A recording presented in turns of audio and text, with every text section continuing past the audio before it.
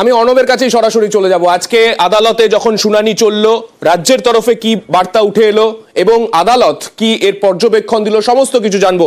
অর্ণব আমাদের সঙ্গে রয়েছেন। অর্ণব, এই আজকের যে হাইকোর্টের দিকে আমাদের প্রত্যেকের নজর ছিল, আজকে আদালতে ঠিক কি হলো তোমার থেকে একটু জানতে চাইবো।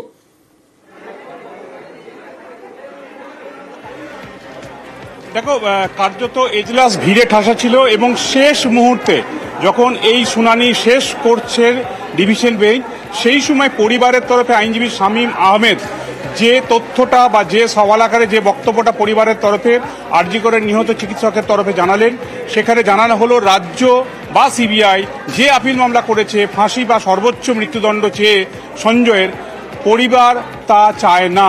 রাজ্য এবং সিবিআইয়ের করা এই মুহূর্তে যে মামলা বিচারাধীন, সেই মামলার উপরে কোনো ক্যাপিটাল পানিশমেন্ট পরিবার এই মুহূর্তে চায় না এবং হাইকোর্টও এই মুহূর্তে কোনো আপিল মামলা তারা এখনো করেনি।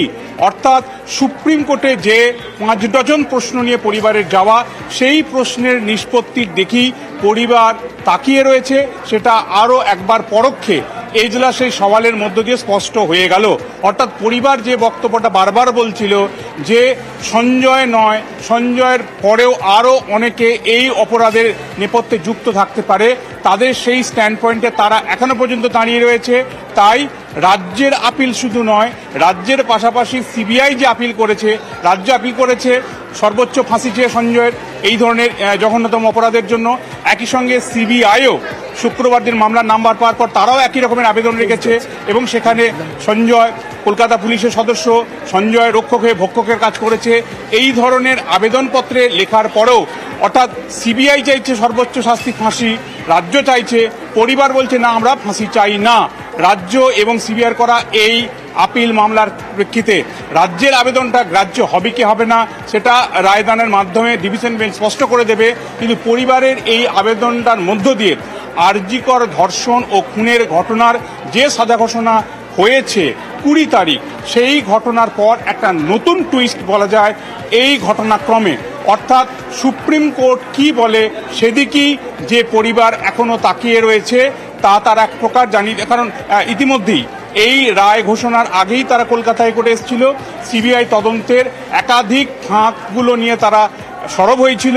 কেন তারা নথি বা তথ্য পাচ্ছে না সিবিআই তদন্তে, কেন সঞ্জয় রায় একা তারা মনে করছে না, তার কারণ হিসেবে তারা যুক্তি হিসেবে সাপ্লিমেন্টারি এফিডেভিট ফাইল করেছিল, সেই জায়গাতে তারা স্ট্যান্ড করলো এবং যে রাজ্য এবং সিবিআই উভয়ের তরফে আবেদন ছিল এক মূল, অর্থাৎ আপিল মামলায় সঞ্জয় রায়ের জঘন্যতম অপরাধের জন্য, অর্থাৎ হাসপাতালের মধ্যে কর্তব্যরত চিকিৎসককে ধর্ষণ করে খুনের জন্য ফাঁসি চেয়েছিল রাজ্য সিবিআই। পরিবার জানিয়ে দিল এই আপিল মামলায় কি রাজ্য কি সিবিআই উভয়ের তরফে করা মামলাতে পরিবার ফাঁসি চায় না সঞ্জয়ের। অর্থাৎ তাদের যে যুক্তিটা সুপ্রিম কোর্টে রয়েছে, সেই যুক্তির ফয়সালা আগে তারা চাইছে, তারপরেই সম্ভবত এই মামলা নিয়ে তাদের পুরো বিষয়, অর্থাৎ ফার্দার ইনভেস্টিগেশনের একটা নির্দেশ তো রয়েছে সুপ্রিম কোর্ট থেকে। তাহলে কি ফার্দার ইনভেস্টিগেশনের দিকে বিশেষ করে পরিবার কিছু অপেক্ষা করছে, সেদিকেই তাকিয়ে রয়েছে। কাজে বুধবার সুপ্রিম কোর্টের মামলা আরও গুরুত্বপূর্ণ হয়ে গেল, কারণ পরিবার ডিফ্যাক্টো যারা ভুক্তভোগী তারা যখন ফাঁসি চাইছে না, যদিও এক্ষেত্রে প্রসিকিউটরের ভূমিকা আদালতে এই আপিল মামলার ক্ষেত্রে বেশি গুরুত্বপূর্ণ, রাজ্যেরটা আপিল গৃহীত হবে কিনা সেটা তো রায়ের মধ্যে স্পষ্ট হবে, কিন্তু সিবিআই অ্যাজ এ প্রসিকিউটর যারা তদন্ত করেছে তারা বলছে আমরা ফাঁসি চাই। কাজেই সিবিআই তদন্তে যদি ফাঁসি চায়, পরিবার না চায়, কাজেই সিবিআই তদন্ত নিয়েই আজ পরিবার ঘুরিয়ে আজকে কার্যত আবারও একটা বড়সড় প্রশ্ন তুলে দিল। অর্থাৎ সিবিআই এর দেওয়া বিচার মানে না পরিবার, সেই যুক্তিটা কি আদালতের সওয়ালের মধ্যে পরিবারের আইনজীবী বলে এটা আরও জলের মতো স্পষ্ট করে দিল।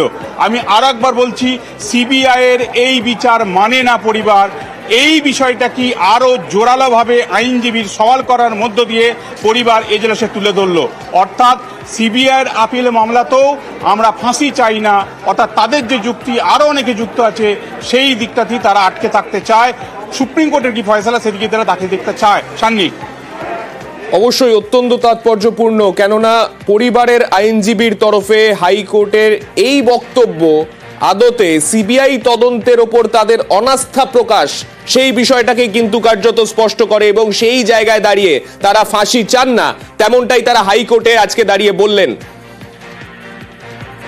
আমরা চাইছি যারা যারা এই ঘটনার সঙ্গে জড়িত সবাই সামনে আসুক, সবাইকে তদন্তের আওতায় এনে বিচার ব্যবস্থার আওতায় এনে চরম শাস্তি দেওয়া হোক। আমরা সব কিছুতেই সমর্থন করছি, যেখানে আমার মেয়ের বিচার পাবো আমরা তার সঙ্গে আছি। আমরা হাইকোর্টে 55টা কোশ্চেন রেখেছি এবং হাইকোর্ট যেহেতু সিঙ্গেল বেঞ্চে আমরা মামলাটা রেখেছি, সুপ্রিম কোর্ট থেকে ক্লারিফিকেশন আনতে হবে। সুপ্রিম কোর্ট যদি সুমোটোটা হাইকোর্টে করে রিটার্ন করে দেয় তাহলে হাইকোর্টে এই মামলা শুনবেন বলেছেন তীর্থঙ্কর ঘোষের। সিবিআই তো কাজই করছে না, সে তার প্রমাণ শিয়ালদা আদালত রেখেছেন। কার কাছে যাবো? রাজ্য পুলিশ আমাদের ডুবিয়েছে, এখন সিবিআইও ডুবাচ্ছে, এবার আমরা কার কাছে যাবো সেটা আমি হাইকোর্টের মহামান্য বিচারকের কাছে প্রশ্ন রেখেছি।